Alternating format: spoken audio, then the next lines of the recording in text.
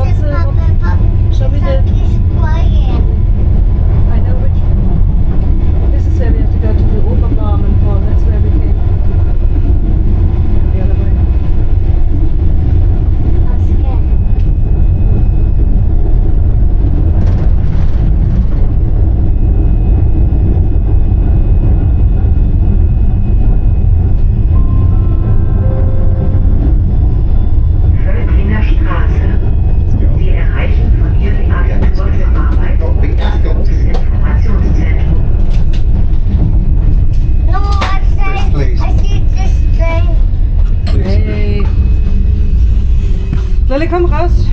Aufstehen. Komm mal aus. Komm, Schatzi. Geht's zum Papa?